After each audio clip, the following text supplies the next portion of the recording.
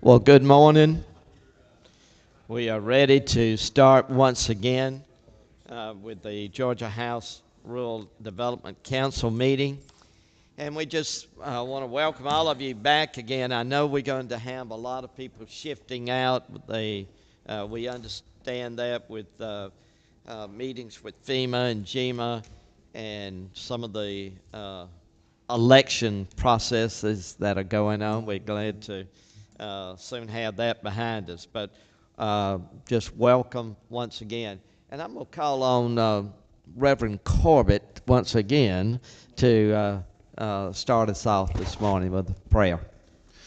Thank you, and y'all bow with me. Dear Lord, again, we just come before you as we can know, Jesus, we know how. Lord, just thank you for this beautiful day you've allowed us to see. Lord, just thank you for the ones that are here. Just pray a special blessing on each. Lord, just ask now you just, again, be with the ones that was hurt and the ones that were killed in hurricane, the ones this terrible accident over on the island, Lord, over on the coast. I ask you just be with those families, Lord, and just comfort them. Lord, just pray now that you would just lead, guide, and direct us today, and everything that we do will be pleasing in thy sight. And all things we ask in Jesus' name. Amen. Amen. Thank you so much, Mr. Chairman. We appreciate that. This morning we are honored to have an individual that is well known in the agricultural talk to you about three buckets, really. The big one is the Farm Bill, but there are two more. One we have to address soon that's come up recently, and a third one. Those are agricultural disaster assistance. That is a product of Hurricane Helene and other, even last year, disasters that we never put money in to pay for at the federal level. One that you may or may not be familiar with, agricultural economic assistance. This was based on what growers across the U.S. and definitely in southeastern Georgia faced relative to high input cost and low market prices. And then, of course, the 2024 Farm Bill. Let's see here. Thank you. First, let's take a look at ag disaster assistance. I want to do a quick review of Michael before we move into Helene and some of the needs we need there. They're very similar as far as needs. The technical changes that we should have had post Michael and what we went through in late 18, 19, even 20, they've not been taken care of yet. We're still operating under the same laws post Michael that we faced as far as things we have to change. Now I want you to look at this. After Michael, Emergency Conservation Program, there are 3 layers of payments. That's going in, growers going in, let's say cleaning up an orchard. You have to have a visual check from the local Farm Service Agency. I want you to think about that in the hurricane counties and how difficult that would be when offices were not accessible, fields or orchards were not accessible. This was waived after Michael. We had a struggle here. It took us 4.5 days to get a waiver that a visual by in-person Farm Service Agency staffer had to occur in that orchard before you could go in and clean it up. We were able to get it approved on the Thursday. President Biden was down in the Lake Park area. We had a WIP program then. That was the vessel for emergency or disaster assistance. It worked pretty well. It was the second generation of emergency disaster payments. But important for blueberry this time, important for pecan last time, and pecan this time, the WIP tree loss program. That is a Farm Service Agency payment for a tree. You lose a tree, there was a variation of payment. I think the top end for, let's say, a 20-year-old pecan tree that's worth a lot of money and producing a lot of nuts was somewhere in the $300 to $350 range. Then the Tree Assistance Program, I know Representative Dickey and others are familiar with that program. The TAP program, the problems we had with hurricanes and tornadoes even before in middle Georgia prior to Michael, the problems are still there now. Georgia has a very high mortality test, 23%. The federal test is 15%. The state adds another, not you, but the state FSA committee adds another, I think, 8 points to that.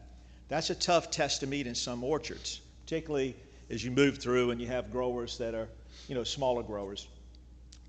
We had to change it in the law for 1 year in the appropriations bill to get that straight. We cut it in half to 7.5% for 2 years in a row. The big issue for Georgia, because you had a successfully run block grant program after Michael, and I think it was somewhere around $240, $250 million flowed through the Georgia Department of Agriculture. That's what we need again, particularly for specialty crops. Row crops can benefit from it too, but traditional WIP Plus, and I'm going to talk about ERP in just a second, the traditional emergency disaster programs in agriculture work well through the Farm Service Agency if the guardrails are in place. If the guardrails are in place. So let's take a quick look at Hurricane Helene needs. The first steps after these hurricanes is to go ahead and check the Risk Management Agency or crop insurance box. That works for pecan and blueberry. They have decent crop insurance programs. But there are technical things that are wrong. And these are the things that if RMA, Risk Management Agency, can't cure or correct, that we'll have to do legislatively. There will be some. For pecan, they have production insurance available, tree loss insurance available, and a new product since 18, hurricane insurance. The problem, after production insurance, this stuff's expensive. So when the crop insurance slides it across the table and says, now that you bought production insurance, let's take a look at some of these other products. They're just too expensive. So they still have, despite Michael, in Georgia, a low participation rate. On the vegetable side, we had the Risk Management Agency administrator and the deputy administrator and the Georgia team for RMA down in that Lake Park area in Willacoochee looking at every commodity that took a big hit this past week. Vegetables is really an outlier. Some products don't have crop insurance available. The crop insurance available for vegetables typically in Georgia are expensive and growers are reluctant to take them out. So we struggle even to find growers in the vegetable space that take out crop insurance. So most of the farms we go to are people that don't have it as an option or look at it and say, it's just not worth it. It would be worth it for that 1 year, but not every year. So that is a big issue rolling into no farm bill yet, no reform of crop insurance, and all of these commodities are right where they were in 2018, except for hurricane insurance, which has a low participation rate. Livestock and chickens hit, few alternatives other than some type of disaster program. And we were talking about earlier before Chairman Green kicked it off here, the timber guys really struggle.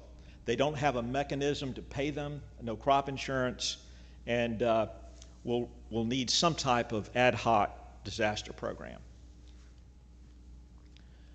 Okay, process. Congress comes back November 12th. We have a continuing resolution, fiscal year 2025 appropriations legislation through December 20th. So sometime between November 12th and December 20th, an appropriations initiative should move. If it's another continuing resolution, we're going to have a problem in the disaster space. But if we do move the bill, which we're all hopeful, that's where we'll plug in the hurricane disaster assistance. The block grant option is critical. Now, I will tell you, I've had this conversation with Commissioner Harper, there are a number of surrounding states that have not had a lot of success with the block grant. One, they've never had a block grant post-hurricane, similar to Michael or other, that had a lot of money in it. We had a lot of money available with Secretary Perdue there that we wanted to pull down from. So we needed it to work, and then Commissioner Black did a great job in putting together a team, advisory team, and it definitely worked.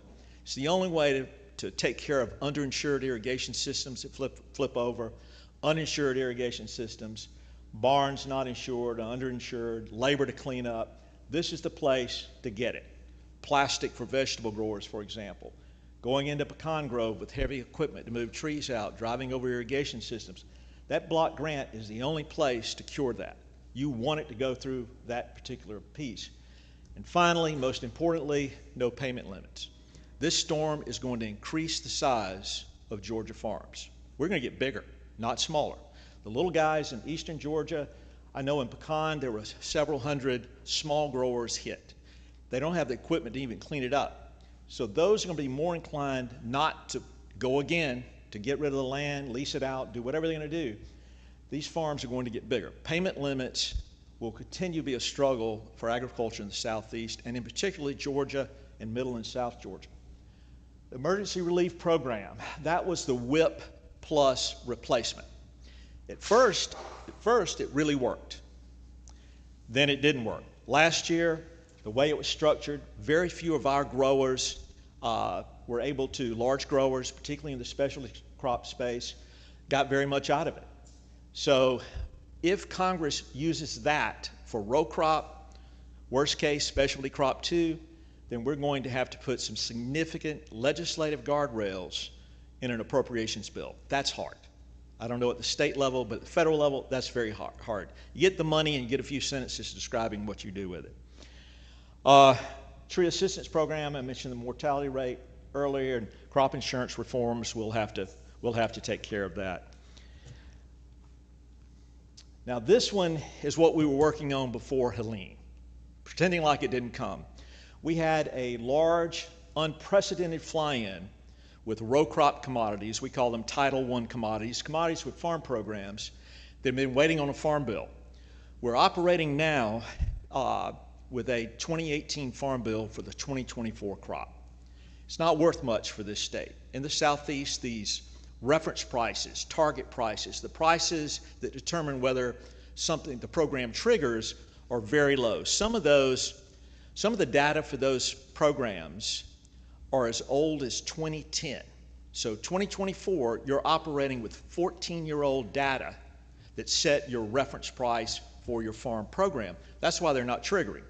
High input cost, low market prices, you're in the worst possible case. So that's kind of where we are with that. Trade deficit, I had my staff pull the numbers, but we are right back to a trade imbalance for agriculture. Agriculture for years was an industry sector nationally that pulled other industry sectors across the line. We had a surplus. We were selling more than we were importing. Not now. And unfortunately, the secretary described it this way. We have an imbalance of trade. We're importing more than export because we're importing a lot of fruits and vegetables that are healthy products. Well, guess what? Who does that kill? It kills the southeast part of the U.S., including Georgia and South Georgia, Middle Georgia. These products are coming in, seasonal imports, fruits and vegetables, blueberries, squash, cucumbers, peppers, and others are coming in when we're trying to market products. We've been unable to cure it. The last administration, Secretary Perdue, U.S. Trade Rep Bob Lighthouser, made a real effort, including getting language on the table discussed in the U.S.-Mexico-Canada trade agreement to cure it, to stop that, to have something for these growers that would allow them to sell their product during that narrow marketing window. Mexico opposed, of course, then Canada joined in with them because there's blueberries coming to the U.S. and other products, and we lost it. We then had the blueberry growers in Georgia to raise $2 million.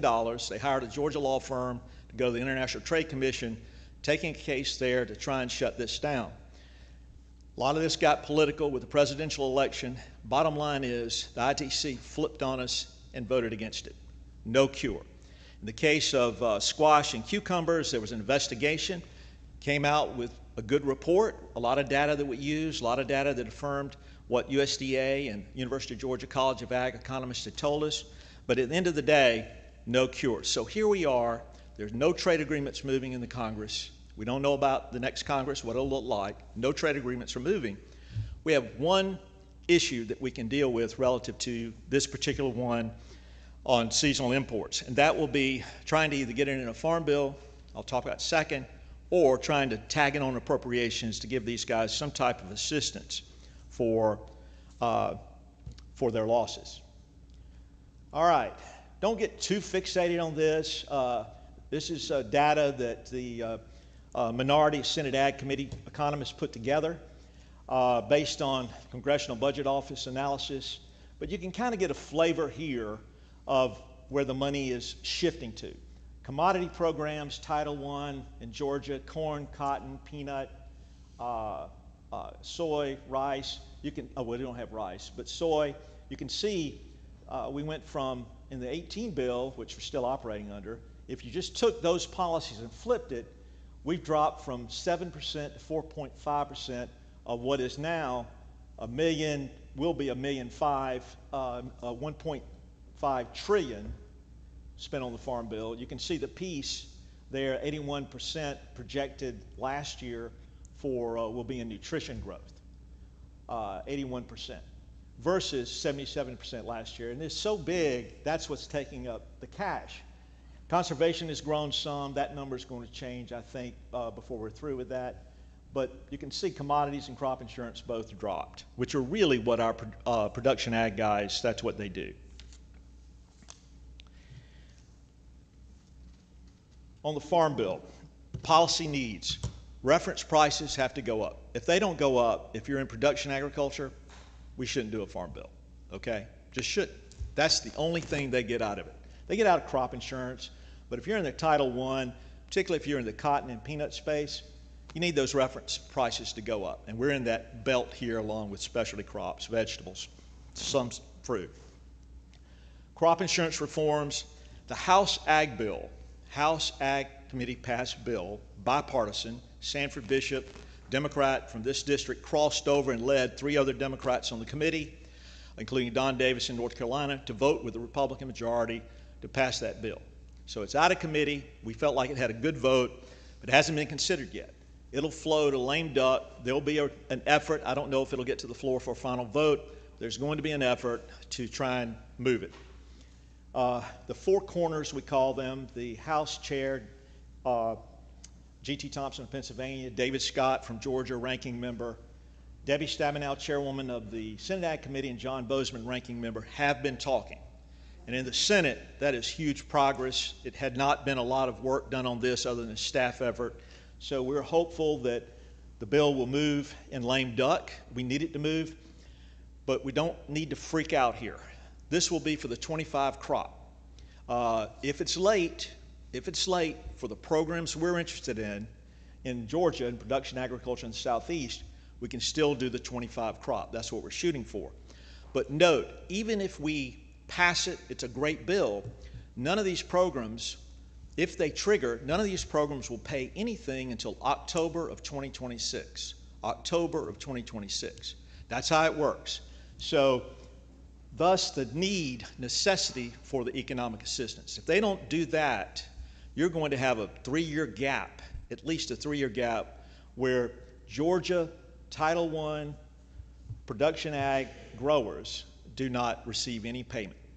And in this environment with input costs going up and not coming far down, that's a problem for a lot of your districts. I mentioned the Tree Assistance Program. The House bill did all these reforms that we're going to have to try and do in the appropriations bill with Helene. Market Access Program, I mentioned earlier, we have a trade imbalance, importing more than exporting. All of your commodities want to sell more stuff. We need to sell more stuff. We're growing a lot of it. Market Access Program has been at $200 million a year for a decade plus. We've had pecan 10 years ago did not get export MAP money. They get about $1 million a year roughly to try and open new markets like India. The House bill doubles it to $400 million. That would be huge for these smaller associations that are working with USDA to be able to hire consultants to sell their products in these other countries. The House bill includes a doubling of that, which is what all of the production ag guys asked for. Research is always at the end of the list. Everybody's for it. Everybody. All the commodity groups, nutrition groups, ag groups are all for it, yet it's what's left over. And we really neglected a lot of our, as you know, land-grant university research efforts, infrastructure. The House bill does contain some cash in for infrastructure, which we hope we can hold this and have some precedent for it. Nutrition, we have to figure out, because nutrition's really grown since COVID, huge at the federal level. I showed you the SNAP, but it's other programs too. There's a lot of flexibility and choices. but commodity groups are going to have to learn how to take advantage of federal nutrition programs. This money's being spent, they're eating, they want more of the products you're growing here in Georgia. That's going to be a critical piece for us. Conservation is going to be very contentious as we move forward with the Farm Bill. I think all sides agree we want to capture some of the money that came out during COVID that went into climate and put it back in the Farm Bill, so we'll slide it into our baseline and we can use it later. But what's done with it is still in play.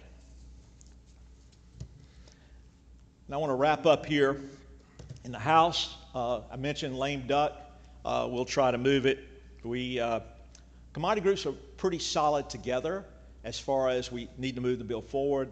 You know, there's something in there for all commodities and specialty crops, so there's a lot of interest there. In the Senate, less activity. Staff and members are meeting now a little bit, but I mean, we're tight on time, really tight on time. So it's going to be very difficult to move it for the holidays, but generally all of Ag is behind taking care of it. I know I rushed through this, but I'll be glad to take any questions or comments, try and answer them. Bob, where's the sunshine?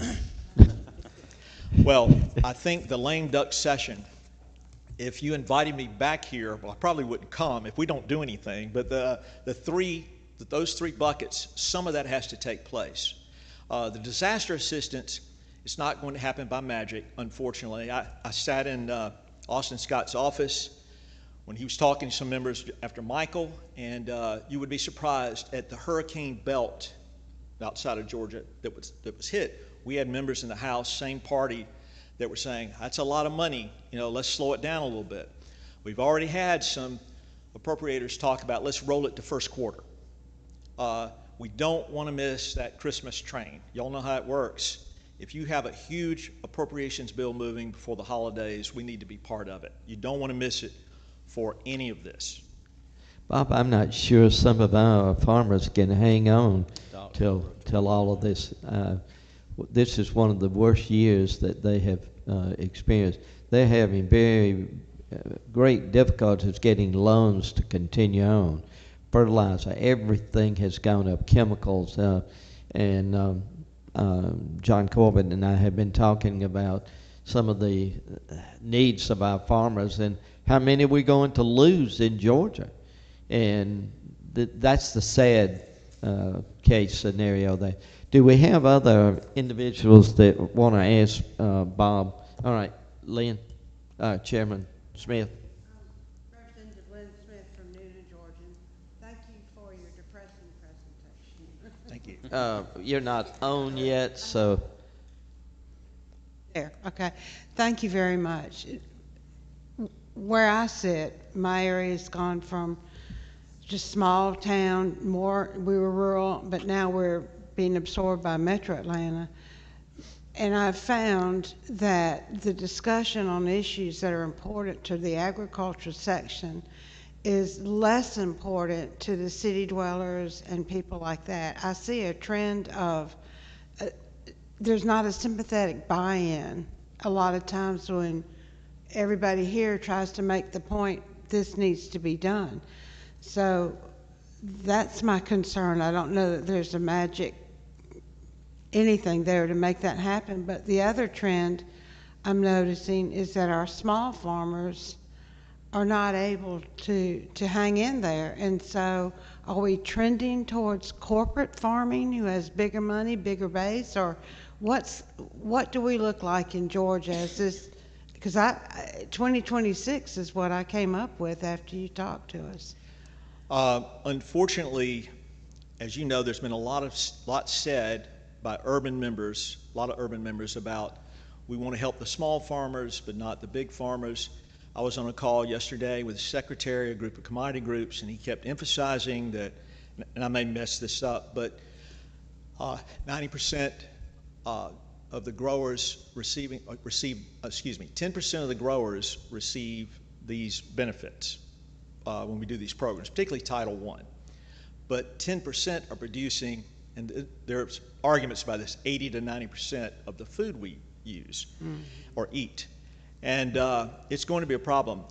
I will tell you, I mean, I've never seen Georgia Bankers, American Bankers Association so engaged on this farm bill and on the economic assistance. Every fly-in we've had, I do several commodities, but peanut, pecan, there are bankers in the room with them. Some farm credit, but the rural banks are engaged and are focused. And yesterday's meeting, we had the both Farm Credit CEO and a VP from the American Bankers Association. But the landscape's going to change. We had a Democrat from Ohio, urban member, on the Ag Committee with Austin Scott and Sanford Bishop, and here in Leslie for a farm tour earlier this week, on Monday.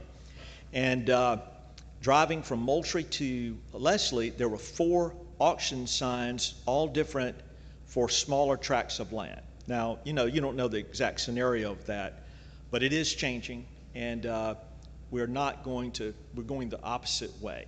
But the farms that, are active in these groups that are leading the policy are large, but they're large family farms. You have multiple generations. Corbett's an example, relatives of Representative Corbett down there. Just one example, we visited in the hurricane with RMA. You have multiple families. The Minor brothers here in Sumter County are large farmers, but it's multiple families involved in it. But that is a transitional piece. They can't continue at this level. Land's worth too much, and there are places, other things to do with it, rather than basically eating your equity away. Thank you. Thank you, Mr. Chair. Chairman Taylor.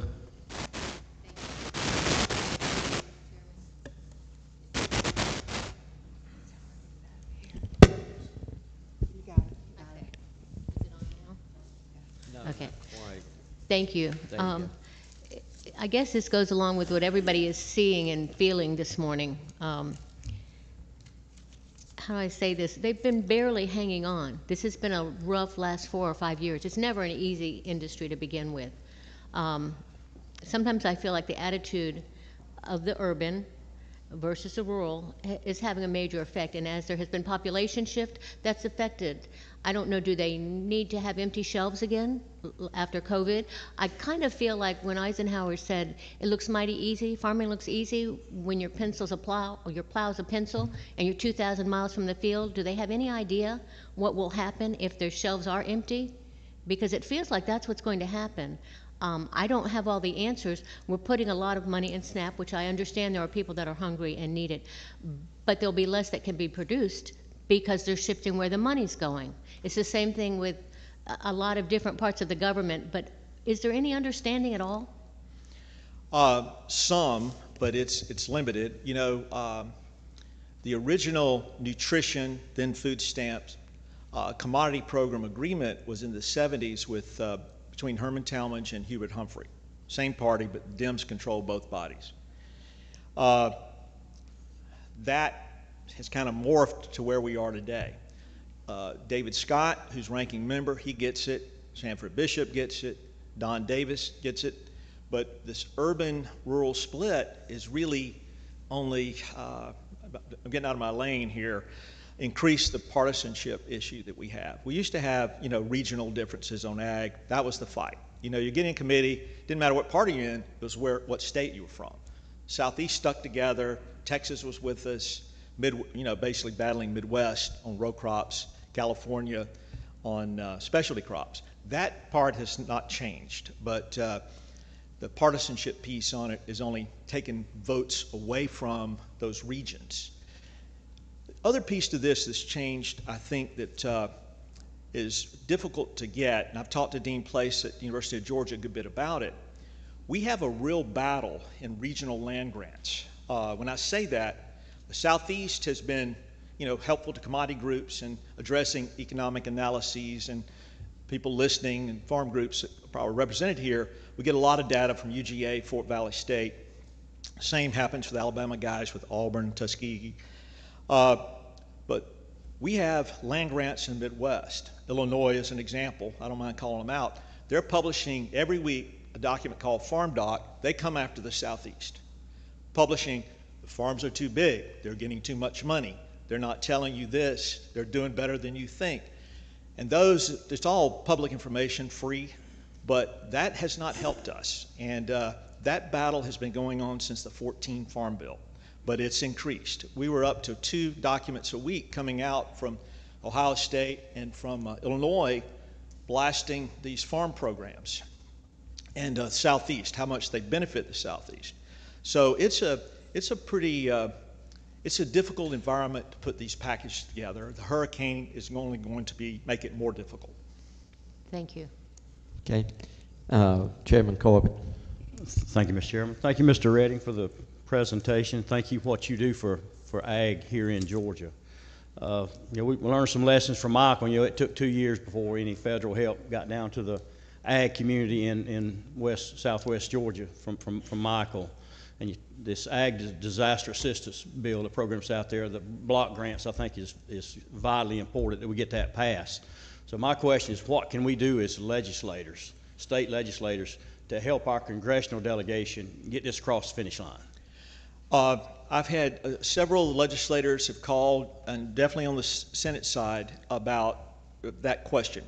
I think staying engaged in supporting Commissioner Harper's efforts on the block grant, showing that we're one team, bipartisan in that effort, that will be critical. And that will be the delegation and other delegations looking to see that. That block grant is not partisan. The only way we're going to be able to do the unique things that we have to do in the state of Georgia, because you're so diverse as far as commodities you grow, farmers are more diverse here. We're not growing just corn, wheat, and soybeans. We have more than one piece of equipment on these farms. It's expensive. It's different here. Climate's different. So I think supporting them, we have 13 counties that did not make the hurricane cut, yet if you drive through those counties, they don't look any different from the Valdosta region. Those 13 counties have not been designated in the hurricane list as of yet. That will matter with regard to risk management agency and crop insurance qualifications. That might be a bad result. If it is, we have to stick together, state officials and the Land Grant University, who's supportive, because they're going to have the data that we try and refute, leaving those 13 counties out, trying to change it. It will be hard. Very hard. So that's an important issue. That's in our face. We had ECP cleanup issue for a week, the first week after the hurricane. The next challenge for all of us will be those 13 counties and whether or not they qualify. Those counties, I don't know this legislative districts as well, but those counties are all in Rick Allen and Buddy Carter's district. I don't think Austin had any of those. Are there other questions? Bob, we certainly appreciate you've taken the time because this is so important to all of us in Southwest Georgia and throughout the state of Georgia, and especially since the hurricanes have just lifted a lot of the issues before us. We will certainly stay in touch with you. This committee will draft a letter to our congressional delegation doing exactly what you want us to do in regard to the block grants and other issues there. Thank you so much. And I think you're going to be around in just a few minutes if some of them. Yes. We're going to take a 5-minute break to adjust some cameras here. So we're going to take about a 5-minute break, and we got coffee and other things over here. Okay? Thank you. Thank you, Bob.